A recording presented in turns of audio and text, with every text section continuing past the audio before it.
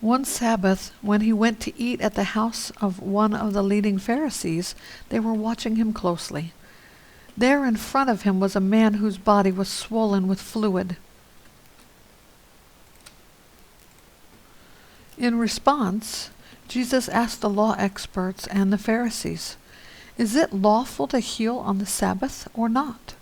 But they kept silent. He took the man, healed him, and sent him away.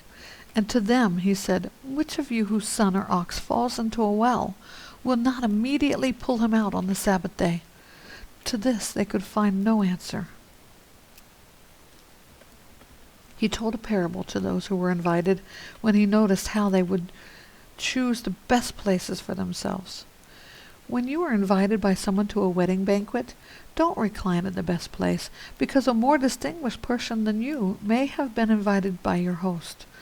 The one who invited both of you may come and say to you, "Give your place to this man," and then, in humiliation, you will proceed to take the lowest place. But when you are invited, go and recline in the lowest place, so that when the one who invited you comes, he will say to you, "Friend, move up higher." You will then be honored in the presence of all the other guests. For everyone who exalts himself will be humbled, and the one who humbles himself will be exalted. He also said to the one who had invited him, "When you give a lunch or a dinner, don't invite your friends, your brothers, your relatives, or your rich neighbors, because they might invite you back, and you would be repaid. On the contrary, when you host a banquet, invite those who are poor, maimed, lame, or blind, and you will be blessed, because they cannot repay you, for you will be repaid at the resurrection of the righteous." When one of those who reclined at the table with him heard these things, he said to him, "The one who will eat bread in the kingdom of God is blessed." Then he told him, "A man was giving a large banquet and invited many. At the time of the banquet he sent his slave to tell all those who were invited, 'Come, because everything is now ready.' But without exception they all began to make excuses. The first one said to him, 'I have bought a field and I must go out and see it. I ask you to excuse me.' Another said, 'I have bought 5 yoke of oxen and I'm going to try them out. I ask you to excuse me.' And another said, 'I just got married and therefore I am unable to come.' So the slave came back and reported these things to his master. Then in anger the master of the house told his slave, 'Go out quickly into the streets and alleys of the city, and bring in here the poor, maimed, blind, and lame.' 'Master,' the slave said, 'what you ordered has been done, and there's still room.' Then the master told the slave, 'Go out into the highways and lanes and make them come in, so that my house may be filled.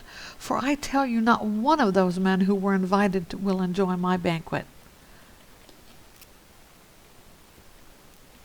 Now great crowds were traveling with him. So he turned and said to them, 'If anyone comes to me and does not hate his own father and mother, wife and children, brothers and sisters, yes, even his own life, he cannot be my disciple. Whoever does not bear his own cross and come after me cannot be my disciple. For which of you, wanting to build a tower, doesn't first sit down and calculate the cost to see if he has enough to complete it? Otherwise, after he has laid the foundation and cannot finish it, all the onlookers will begin to make fun of him, saying, "This man started to build and wasn't able to finish."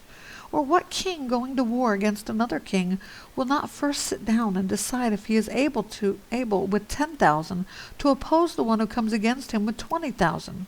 If not, while the other is still far off, he sends a delegation and asks for terms of peace. In the same way, therefore, each one of you who does not say goodbye to all his possessions cannot be my disciple.